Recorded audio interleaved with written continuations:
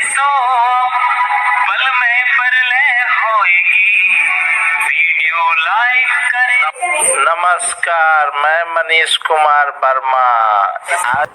इस न्यूज में आप लोग सुनेंगे जो किस प्रकार माननीय मंत्री लोग बोल रहा है और अमित शाह के भाषण पहले सुनिए। संघ राज्य क्षेत्र के किसी भी विषय पर कानून बनाने का अधिकार है।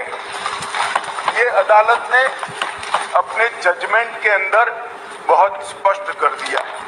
मान्यवर, अब मैं थोड़ा विधेयक पर बात करना चाहूंगा।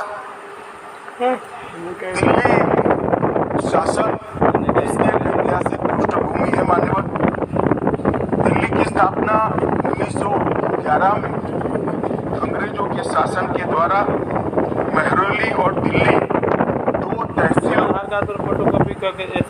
पंजाब प्रांत से अलग कर बनाई। 1919 और 1935 में ब्रिटिश सरकार ने चीफ कमिश्नर प्रोविंस का नोटिफिकेशन किया और दिल्ली को चीफ कमिश्नर प्रोविंस के तहत रखा गया। आजादी के बाद पट्टाभी सीतारामैया समिति ने उसको ही करना है दिल्ली को राज्य स्तर का दर्जा देने की सिफारिश। हालांकि जब सिफारिश संविधान सभा के समक्ष आई, मेरा विपक्ष के सदस्यों को विनम्रता से अनुरोध है कि इस बात को जरा गौर से सुनिएगा। पट्टाभी सीतारामैया समिति की सिफारिश जब सदन के सामने आई, तब पंडित जवाहरलाल नेहरू जी, श्रीमान सरदार पटेल, राजा जी, राजेंद्र प्रसाद और डॉक्टर अंबेडकर जैसे नेताओं ने इसका विरोध किया कि ये उचित नहीं होगा कि दिल्ली को पूर्ण राज्य का दर्जा दिया जाए। मैं फिर से एक बार रिपीट करता हूं, किस किसने विरोध किया? पंडित नेहरू ने किया था, सरदार पटेल ने किया था, राजा जी ने किया, राजेंद्र प्रसाद जी ने किया और अंबेडकर जी ने भी इसका विरोध किया था। और उस वक्त पंडित नेहरू जी के एक चर्चा के हिस्से को मैं सदन के सामने रखना चाहता हूं। 2 साल पहले सदन ने एक समिति, सीतारामैया समिति की नियुक्ति की और अब जब रिपोर्ट आया तब दुनिया बदल गई, भारत बदल गया है और दिल्ली काफी हद तक बदल गई है।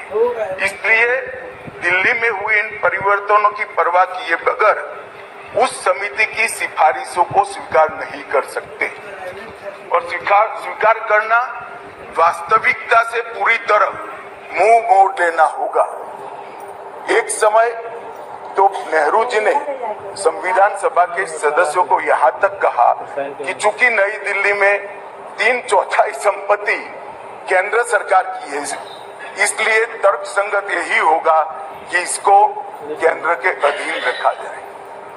बाद में जब अंबेडकर जी ने समापन किया, तब उन्होंने कहा, जहां तक दिल्ली का सवाल है, हमें ऐसा लगता है कि भारत की राजधानी के रूप में शायद ही किसी स्थानीय प्रशासन को मुक्त अधिकार यहाँ दिए जा सकते हैं। संयुक्त राज्य अमेरिका और ऑस्ट्रेलिया में जो राजधानी के क्षेत्र है, इसकी मिसाल भी उन्होंने वहां दी और उन्होंने कहा कि इसके लिए एक अलग व्यवस्था करनी चाहिए और संविधान सभा में इस पर जुड़ना चाहिए। खैर, मैं इसलिए कहता हूं कि आप जिस चीज का विरोध कर रहे हैं, ये सिफारिश किसकी थी ये आपको मालूम होना चाहिए। ये पंडित नेहरू की सिफारिश थी।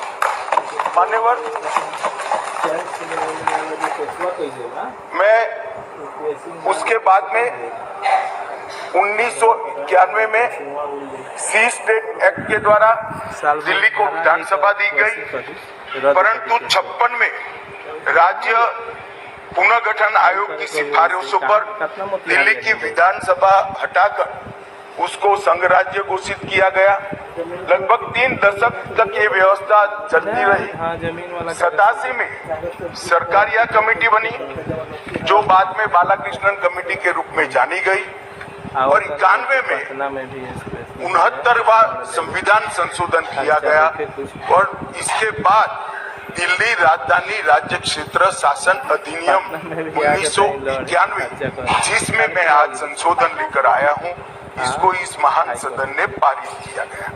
और वही विधेयक के अंदर, संविधान संशोधन के अंदर 239A, जिसका मैंने जिक्र किया, उसमें इस संसद को राजधानी क्षेत्र के किसी भी हिस्से के लिए और किसी भी कार्य के लिए कानून बनाने के लिए संपूर्ण अधिकार संसद को देने का काम किया गया। मान्यवर, समस्या कहां से समाप्त शुरू हुई? 1993 से व्यवस्था चली आ रही थी।